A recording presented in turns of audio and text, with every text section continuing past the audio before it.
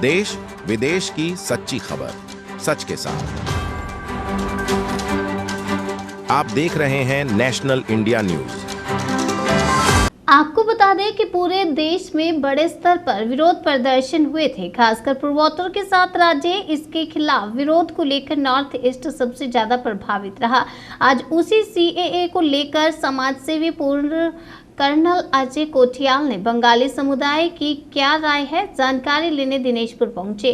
वरिष्ठ समाज सेवी रवि सरकार ने बताया कि बंगाली समाज कई वर्षों से विभिन्न राजनीतिक दलों के द्वारा ठगा जा रहा है और आज सीएए आने के बाद बंगाली समुदाय को डर है कि जो ऑनलाइन फॉर्म भरे जा रहे हैं उसमें क्राइटेरिया बांग्लादेश का है, परंतु बंगाली समाज के व्यक्ति जो उत्तराखंड उत्तर प्रदेश में रह रहे हैं वह बांग्लादेश बनने से पहले भारत के विभाजन के बाद भारत के विभिन्न क्षेत्रों में आकर पुनर्वासित हुए हैं। वहीं समाज सेवी सुब्रत कुमार विश्वास ने मीटिंग के माध्यम से बात रखते हुए सवाल पूछा, अगर बंगाली समुदाय के लोग अगर फॉर्म भरेंगे तो क्या भारत के पूर्व प्रधानमंत्री मनमोहन सिंह और बीजेपी के गद्दार नेता लाल कृष्ण आडवाणी भी क्या ऑनलाइन आवेदन करेंगे?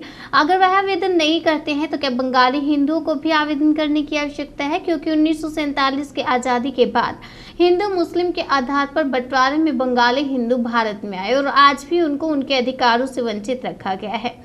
नागरिकता संशोधन बिल जो ऑनलाइन आया है उसमें सुधार की आवश्यकता है। पूर्व कर्नल अजय कोठियाल ने पूर्ण आश्वासन दिया कि मुझसे जितना भी संभव हो पाएगा लोगों की पीड़ा और दुख को मैं समझ सकता हूं। मैं एक सैनिक होने के साथ साथ भारत के विभिन्न जगहों में मेरी पोस्टिंग रही है, उसमें से पश्चिम बंगाल और बंगाल बॉर्डर में बंगाली परिवारों को पीड़ा मैं देख चुका हूं उन लोगों की, और मैं भली भांति समझता हूं और मेरा हर संभव प्रयास रहेगा कि इन परिवारों को उनका अधिकार दिलाया जाए।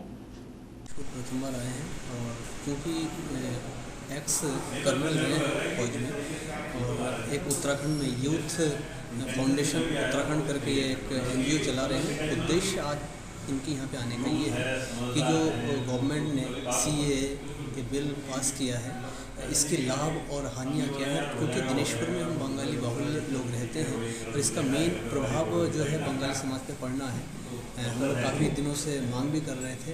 उसमें अगर कहीं कुछ ऐसी चीज़ जिससे समाज को थोड़ा नुकसान या सिटीजनशिप लेने के लिए थोड़ी परेशानी हमें ज़्यादा आ सकती है तो हम वो विचार उनके सामने रखेंगे कि अगर ये चीज़ें हट जाए या इसमें ये सुधार आ जाए तो थोड़ी सी सहूलियत हमें और मिलेगी, क्योंकि इसी की एक लड़ाई हम लोग लड़ रहे थे। सरकार अगर उस चीज़ को एक्सेप्ट किया है, कानून लेकर के आए, तो अगर उस कानून के तहत नागरिकता हमें प्राप्त करने के लिए ज़्यादा तकलीफ झेलनी पड़े तो वो भी ठीक नहीं हो, आसानी से हमें मिल जाए।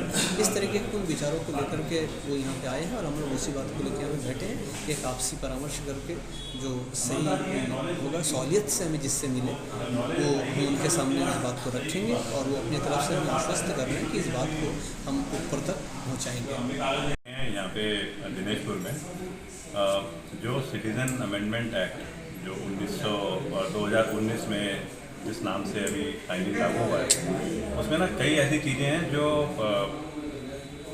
लगता है कि अच्छे तरीके से कन्वे करा जाए सोसाइटी में उन सब लोगों को जिनको कि कहीं ना कहीं इससे इसका असर जिन पे हो सकता है, और लोगों से फिर उसके बाद में डिस्कस करा जाए कि वो सिटीज़न अमेंडमेंट एक्ट को देख करके किस प्रकार से समझते हैं कि क्या चीज़ें ऐसी हैं जिनको कि करेक्शन की ज़रूरत है, जिनको कि कहीं ना कहीं और समझाने की ज़रूरत है। तो उस मकसद से पहले हमारा दिल्ली में एक प्लान बना था, फिर उसके बाद में हमारी सुब्रत से बात हुई थी और उसके बाद में ये बड़ा अच्छा है कि आज मैं प्रैक्टिकली पहले ट्रांजिट कैंप में बैठा, फिर उसके बाद मैं आज यहाँ पे बैठ रहा हूँ और उन लोगों से समझने की कोशिश कर रहा हूँ जिन्होंने वाकई में इसको ना, जिनको कि असर आएगा इसका, जिनको इसकी प्रैक्टिकल आस्पेक्ट बहुत अच्छे तरीके से पता है और जो मेरे को कन्वे कर पाएंगे कि इसको एक्चुअली लागू होने से एप्रीहेंशंस क्या होते हैं समाज में और किस प्रकार से उन एप्रीहेंशन को दूर करा जा सकता है।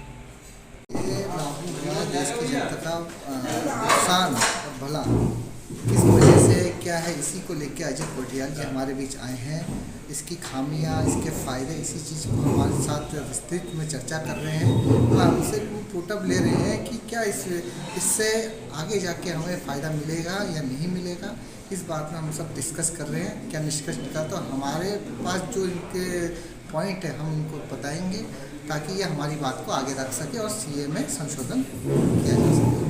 जी हमारे मध्य पहुँचे, बहुत बहुत धन्यवाद। उन्होंने जिस प्रकार से उत्तराखंड के लिए कार्य कर रहे हैं, युवाओं के लिए कार्य कर रहे हैं और एक जागरूक कार्यकर्ता के रूप में वो आए हैं।